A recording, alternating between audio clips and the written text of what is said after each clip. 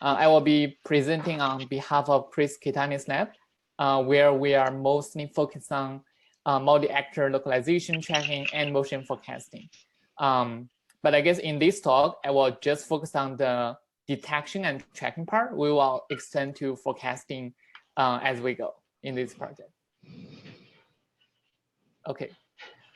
For the goal of the object detection, the problem we're trying to solve is that given the input image or sometimes a list of images, we want to localize where the actors are or where the objects are. Usually it's the person or animals that we're trying to film. And also, we want to track them, basically get the trajectory of each of these actors by matching their identities across frames. Okay, so we will talk the first work we are doing recently.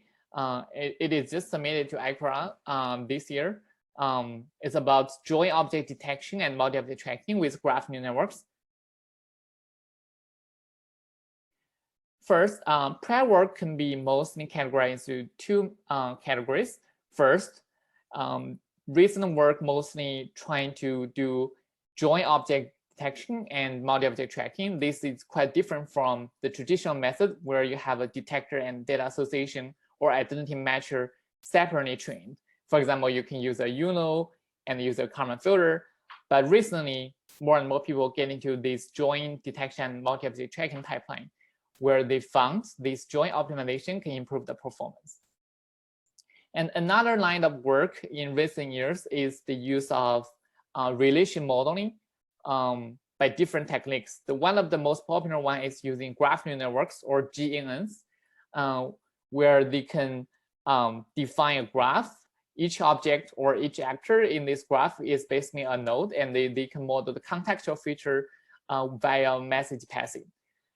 In this paradigm, you can see the detections are obtained externally. Basically, this paradigm also still use the off-the-shelf detections and fit into an identity matcher to solve the data association problem. But in this work, what we're trying to do is combine this best of two worlds. We are trying to do this relational modeling using the popular techniques from graph neural networks, and we also have the joint optimization between object detection and data association, which yields the best performance so far. Yeah, so let's get into a little bit details about our approach. So first, given the existing tracklets in the path frames, for example, we show some bounding boxes on the top frame, and we also have an image in the current frame. We first extract some features using standard backbone network. This could be a ResNet or what other backbone network people are using. And we extract feature for each individual tracklet and also get feature from the current image. Then, which is the most critical step in our approach, is to obtain spatial temporal contextual feature using graph neural networks. This is basically to modeling the relationship between objects across frames, also within the same frame.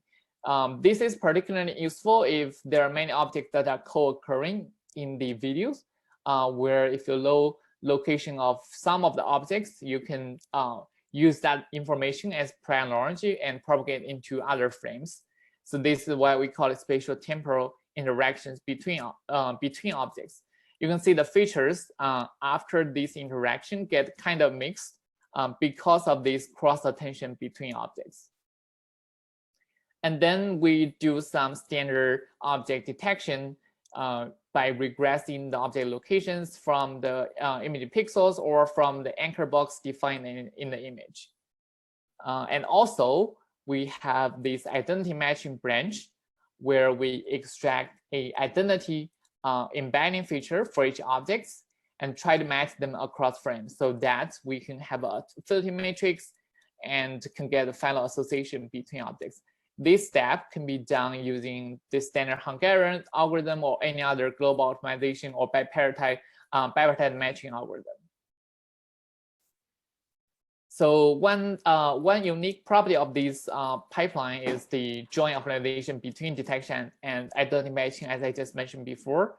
This is very different from the standard separately trained pipeline. For example, YOLO plus Karman filter that is widely used in robotic system. Okay, we get very good performance using our approach on the standard MOT challenges. These data sets or this kind of a challenge, including many data sets, is mostly for surveillance videos, but because the angle is quite similar, we can also apply it to area images or area data sets where we are doing in this project. Yeah, you can see we get very good performance on MOT 2015 and 2020. For the 2016 and 2017, we get about the second performance, I think. Okay, let's look at some demos.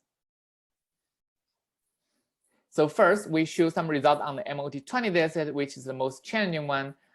This is just, I guess, released this year, already this year for very crowded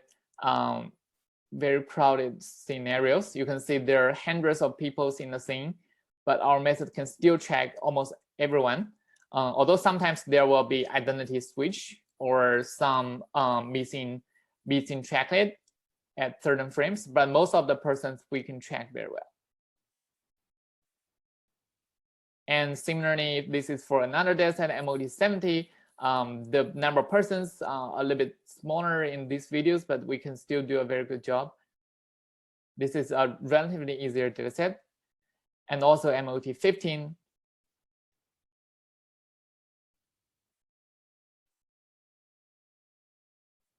Okay, great.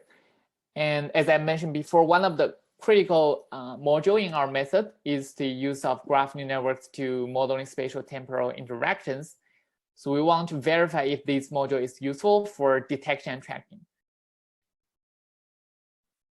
Here, we want to identify the effectiveness of our method by comparing two videos. One is our method using genes, one is our method without using genes. To make the comparison clear, we bold some bounding boxes, meaning that if there's bold bounding box, it means it's a true positive in this video, but otherwise missed in the another video. Yeah, you can see on the top we have some bolded bounding boxes, but on the bottom we have less or zero, meaning that we have more true positive on the top using graph neural network. Another video.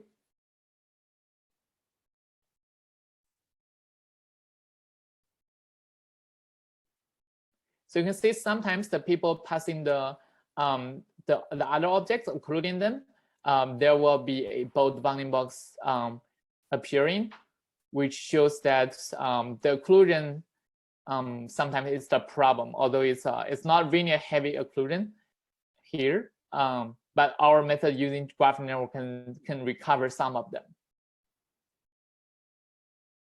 More results, you can see some occlusions happening here on the net.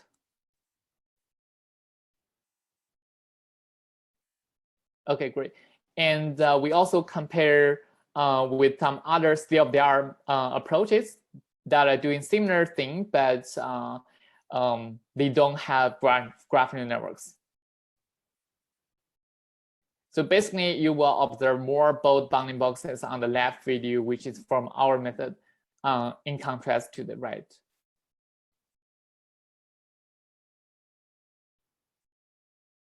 The frame rate is a little bit low because we want to make the observations clear. Yeah, this is another state-of-the-art method from called fair MOT. Oh, sorry, this is not fair MOT.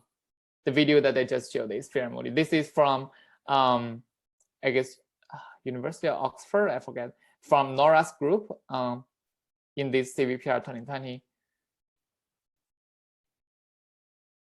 They also use graph neural networks for data association, but they don't have the object detection trained jointly. Okay, great. So that is basically what we're trying to do using input images to output detection and tracklets. But what if we have LiDAR data, LiDAR point clouds data? What can we do further? So we will briefly talk about another work we've done this year in TVPR 2020. This is about 3D multi-object tracking with 2D, 3D multi-feature learning. So one distinction of this work, the work that I just talked about, is the use of LiDAR data. So first important thing is that if we have the LiDAR data, we can do 3D object detection, something like this. This is not anymore 2D object detections like I showed before, a 4 degree of freedom bounding box. This is a 7 degree of freedom bounding box that gives the actual depths and actual lens width height of the object we're trying to detect. And another difference is that once we have the LiDAR data, we can learn 3D feature representations instead of just 2D feature representation from images. So this is basically learning feature from the point clouds and also learning feature from the 3D bounding box trajectories. We use standard techniques like pointlet and LSTM for 3D appearance and 3D motion feature extraction. And then once we have these features, we use a similar technique like graph neural networks and identity matching to get a final association. So yeah, I will skip that details. I will show some demos. So this demo is only for tracking of cars. There's no pedestrians here. And we have another video, another 2 videos, and this is on kind of a little bit higher speed scenarios, especially on the top one. The bottom one is on highway with traffic. Although there are a lot of objects we can track, most of them. Note that we don't track truck. We only track sedans, which is design our model. We can track other objects too, but we didn't train it for it. Okay. The last 2 demos I'm showing here is mostly for pedestrians.